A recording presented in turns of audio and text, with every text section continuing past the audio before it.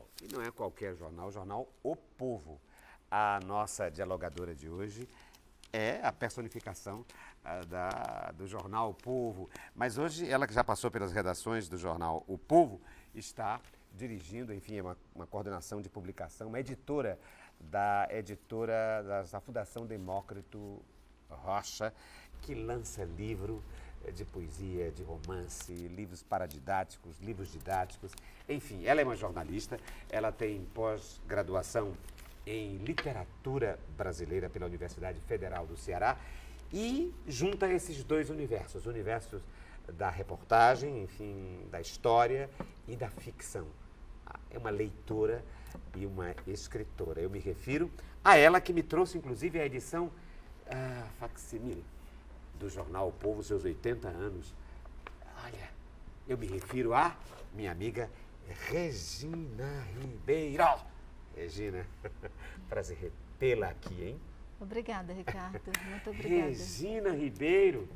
Eu sou da Fundação Demócrito Rocha, Eu hein? sei disso. Autor. Eu sei disso. Eu costumo dizer que eu sou o Monteiro Lobato. Vocês me fizeram de Monteiro Lobato, hein? Claro que o Monteiro Lobato muito menor, né? Não, por quê? Regina, que coisa linda. Eu te associei aqui ao jornal. Tá certo, você, mesmo sendo hoje uma editora de uma empresa que publica livros, etc., enfim, uma coordenação, ocupando uma coordenadoria de edição de livros, você se considera ainda uma jornalista? Ah, sim, eu acho que eu vou ser jornalista pela minha vida inteira. E, aliás, assim, a minha experiência de redação, na verdade, é que pontua ou mapeia assim, praticamente tudo que eu faço. E não é muito diferente de você editar um livro, de você editar um caderno de cultura, como era o que eu fazia antes, né, de sair da redação. É porque os passos são os mesmos. O que muda é o tempo, o que muda é o próprio produto, que é diferente, a perenidade desse produto, que é o livro, diferente do jornal, que tem também a sua perenidade, mas ele é do dia, não é? Ele vai contar a história do cotidiano ali rapidamente, principalmente depois da internet, ou até com ele mesmo, já tinha um rádio, já tinha TV, que transformava um jornal muito mais ligeiro, muito mais rápido. Ele é mais perecível? Mais perecível, ele acaba todo dia, não é? Hoje se diz, inclusive, que o jornal 10 horas, meio-dia, antes era 6 horas, agora 10 horas, ele já mudou de configuração. E isso aflige o fato de produzir um produto, enfim, de produzir algo que vai ser descartável no final do dia? Ou em 10 horas? Olha, quando eu estava na redação, isso dava muito mais do que aflição, né? Isso dá um certo pavor mesmo, essa coisa de você saber que é tudo muito urgente e é tudo vivido com muita, digamos, com muita pressa. O jornal é filha da pressa, né? Como já dizia o Antônio Cândido, né? Quando vai falar sobre a crônica. O jornal é filha dessa locomotiva urgente que tem que estar girando o tempo inteiro. Então, claro que isso dá, mas ao mesmo tempo a gente sabe, ao mesmo tempo em que é perecível e é rápido e depois vai ficar na casa das pessoas, né, para quando vai pintar, para não sujar o chão, sim, porque ninguém hoje compra mais peixe na feira, a gente sabe que é um produto cultural, não é? E que ele vai refletir toda a cultura de um povo, toda a história de um povo. Ele é um documento, Ele é um né? documento, ele se transforma, não é, num outro objeto, muito mais rico e com uma perenidade, embora é como se fossem páginas de um grande livro, né, que não tem momento, que não tem fim, digamos assim. Então, cada jornal do dia é como se fosse uma página de um livro. E dá um recorte da vida do cotidiano, né? Sim, com certeza. Não é um olhar sobre os grandes feitos, não, necessariamente, não. Ou sobre as grandes datas, Isso. mas um olhar mais humanizado, quase anônimo, embora, da visão do anônimo sobre a sua história. Exatamente. E que embora você tenha grandes fatos no jornalismo, não é? Coisas históricas, sim, sim. Como a gente está vivendo agora, momentos históricos, não é? Mas assim, é como se fosse uma história a conta-gotas, não é? Você tem como se fosse uma preparação para o evento, você tem o evento em si, você não sabe o que vai acontecer, aí você tem toda uma repercussão, toda uma explosão de acontecimentos, de microacontecimentos, e daqui a 10 anos você diz, não, aquilo aconteceu assim, conta rapidinho, né? Não, eu estava me referindo ao anonimato porque, ao mesmo tempo que o jornal dá a voz aos personagens que fazem, que transformam a história, ele dá também voz às pessoas do povo comum, pessoas que jamais, digamos, alcançariam o status de heroicidade, mas que o filtro delas é importantíssimo para se construir o significado e a mentalidade de um determinado tempo. Exatamente. Então, o jornal trabalha muito com essa questão, né? O Jornal Povo e vários outros jornais trabalham com isso, que é ouvir a voz, né, do cidadão. Porque é do cidadão que, na verdade, sai, Ricardo, tudo. Na verdade, é do cidadão. O cidadão, ele tem uma espontaneidade, ele tem uma sinceridade, ele não vai fazer grandes estudos, não é, filológicos nem sociológicos da realidade. Então, ele realmente ele traduz o sentimento, esse espírito do momento de uma forma muito precisa. E um bom repórter, um bom jornalista é aquele que consegue captar isso para interpretar o real. E há um certo recorte nesse viés agora do jornalismo, de um determinado tempo para cá, digamos de uns 30 anos para cá, talvez, de contar história. Sim. De exigir que o repórter não seja apenas o informador, o redator da notícia, Exatamente. mas que ele seja um ouvinte de história, que ele transforme, que ele dê a notícia a partir de histórias de vida. De histórias de vida. Porque, na verdade, é ali onde tem a essência. Então, na verdade, assim, eu acho que eu descobri a realidade, assim, o que era a realidade na profissão. Então, eu me lembro que uma das minhas primeiras pautas foi lá da Praia do Futuro, para aquele lado lá, Serviluz, por ali. E meu chefe era um poeta, o Carvalho Nogueira, e ele me pediu que eu fosse lá ver a história de uma família, um pai motorista, uma mãe dona de casa e uma filha. Essa filha engravidou do pai. E aí eu fui contar essa história, né? Isso foi em 1991, por aí assim. E eu encontrei aquela mulher, a mãe, não é, com a filha, o filho no braço da filha. E a mulher colocou estirou a mão assim e disse, você me traiu com a filha.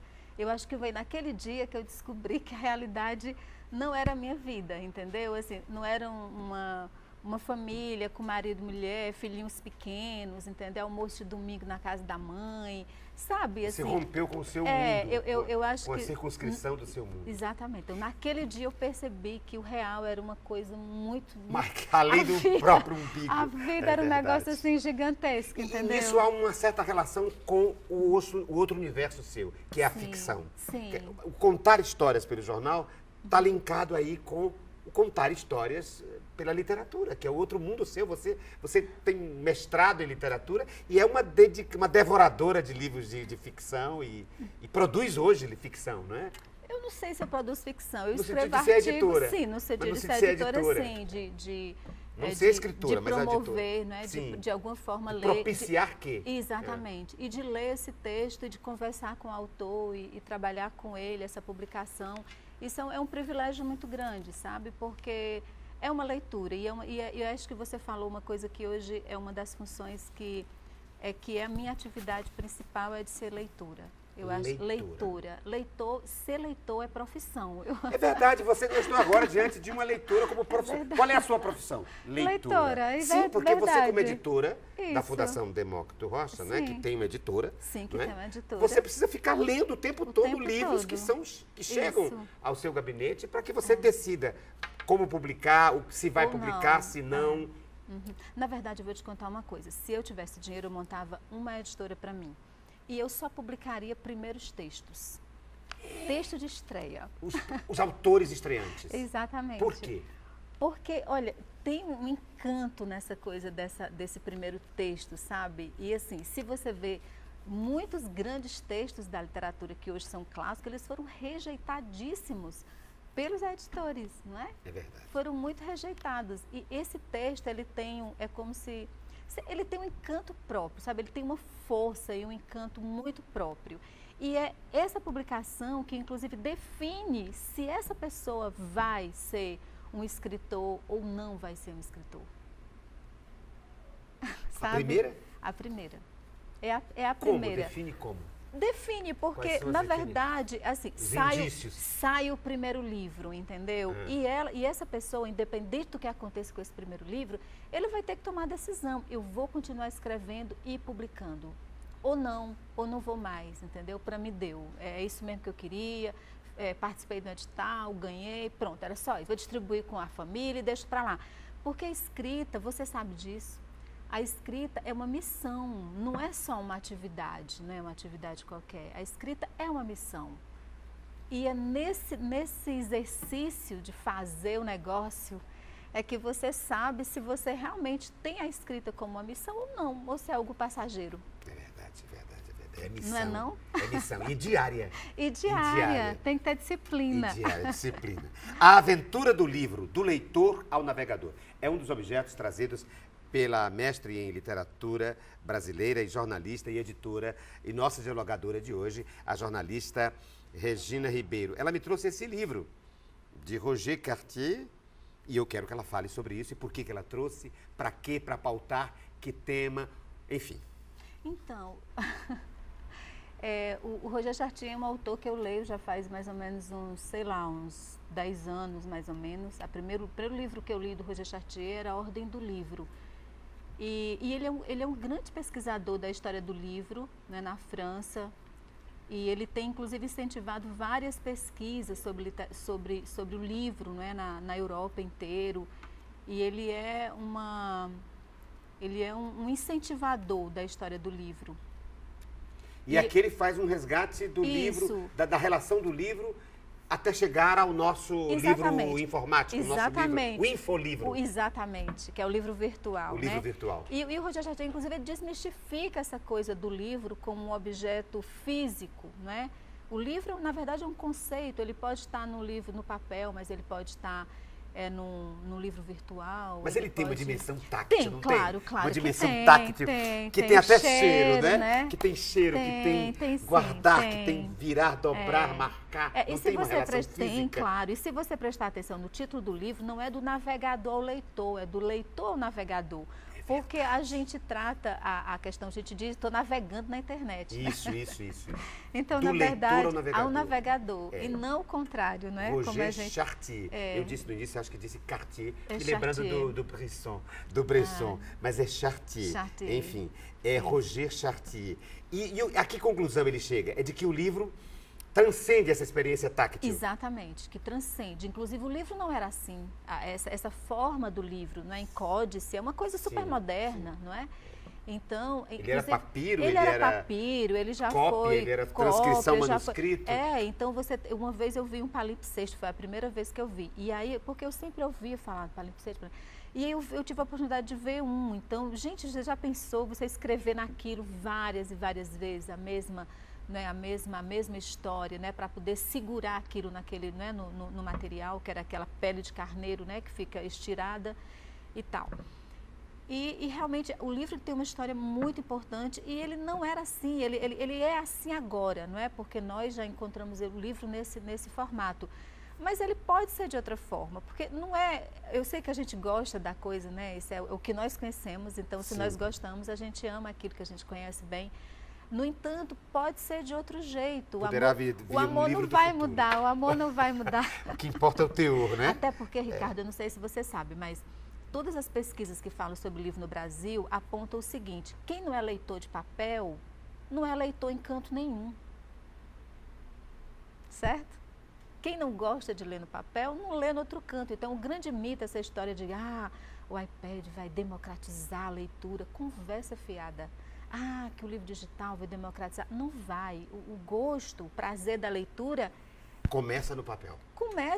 Começa no ato de ler, entendeu? No ato de ler em si. Então, vamos imaginar que um adolescente hoje, ele descobre a leitura no livro digital. Se esse gosto pela leitura vai ser no livro digital, ótimo, ele vai prosseguir, entendeu? É uma questão de prazer de ler. Não está no suporte, está muito mais no prazer, é uma coisa quase transcendente, sabe? Assim, mas eu não acredito que esteja na coisa só física. O físico faz parte de uma ritualística. Faz parte, exatamente. De uma ritualística. Verdade. Mas é engraçado, a gente vendo a história do livro, o livro, de certa forma, ele aprisionou uma dinâmica que antes era uma dinâmica de transmissão oral. E que, portanto, era uma dinâmica transfigurável. Sim. Né? Você tinha uma história, mas à medida que alguém contava, essa história podia se transfigurar na boca de um e na boca de outro. Né? O livro, de certa forma, sistematiza exatamente, uma versão. Fala, né? exato, isso. Ele sistematiza uma versão. Não é? Exato. E nada implica que essa versão seja recontada. Depois recontada num outro livro, numa outra visão. Embora cada versão também se faz na cabeça de quem lê. Verdade. Cada livro está na cabeça de quem lê. Por exemplo, se eu ler esse livro aqui, o mesmo livro que você leu, e se me pedir um depoimento sobre o livro, eu darei um. E você dará outro. Porque você fez uma outra leitura do mesmo livro. Exatamente. Porque a leitura, na verdade, é uma somatória, né? É uma somatória de anos de vida, de coisas que você já leu, de livros anteriores, inclusive. Exatamente. Então, você lê com uma infinidade de coisas, não é? Então, a leitura... O que eu acho interessante na leitura, Ricardo, inclusive, é isso. É o fato de você poder somar. Não é uma coisa assim, digamos assim...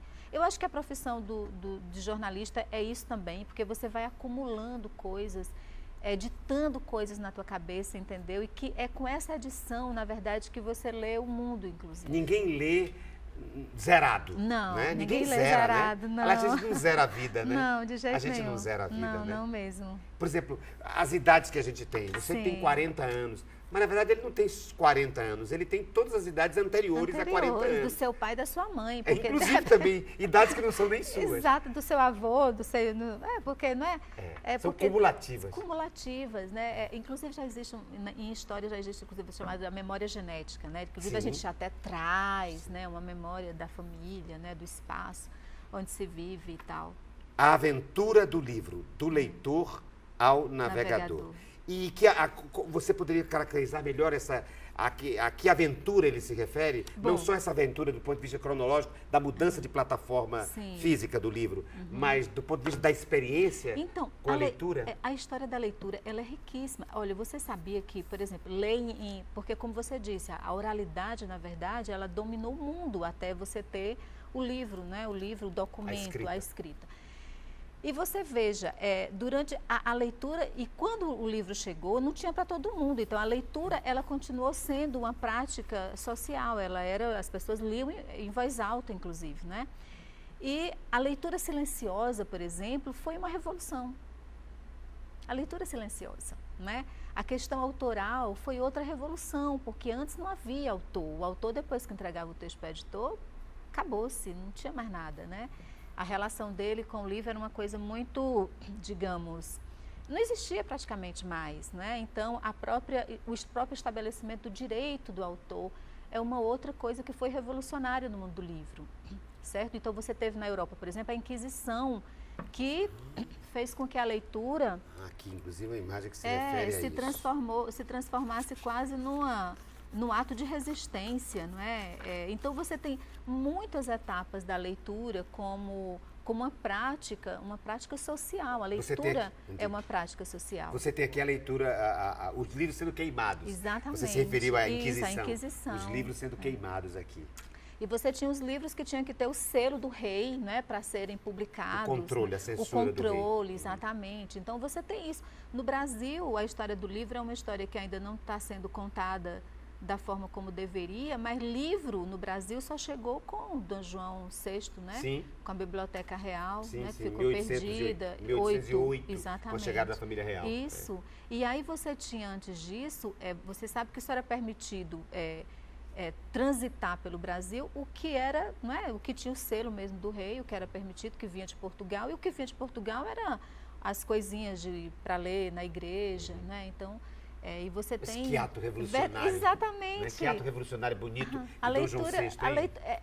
Revolucionário... Trazer a biblioteca. Ele ficou com medo de perder a biblioteca dele. Trazer a biblioteca e trazer a prensa. A prensa, é verdade. Não é? Revolucionário nesse sentido. Nesse sentido, sim. Mas, por outro lado, se você pensar que...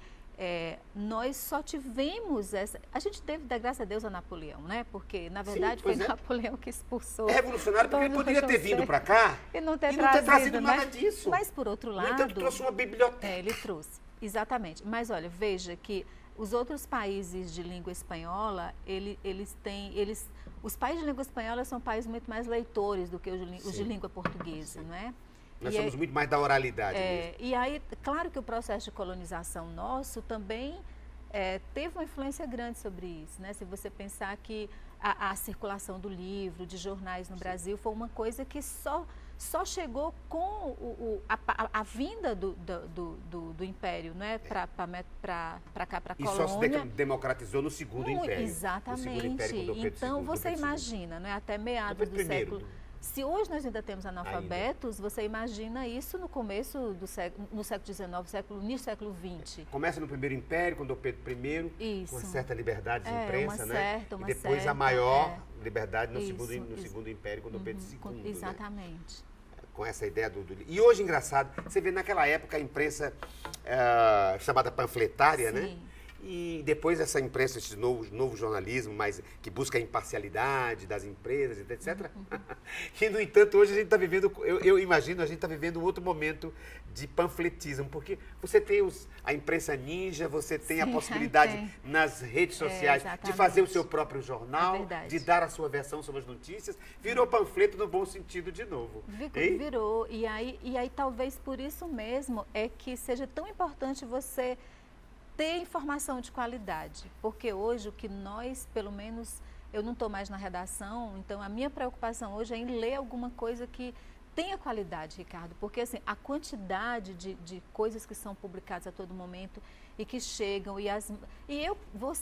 todo mundo que está aqui nessa sala, pode construir o nosso próprio blog, nossas próprias ferramentas hoje, entendeu? Somos editores de nós mesmos. Somos editores de nós mesmos, entendeu? E aí é uma quantidade de informação grande demais.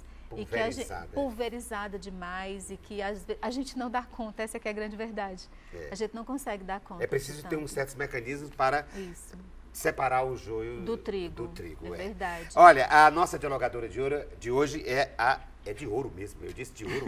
É de ouro e é de hoje a jornalista Regina Ribeiro, que me trouxe não só coisas relacionadas ao livro, porque ela é editora, mas me trouxe coisas também que não tem nada a ver com o livro. Vamos ver aqui. O que é isso aqui? Ela me trouxe aqui... o que é isso aqui?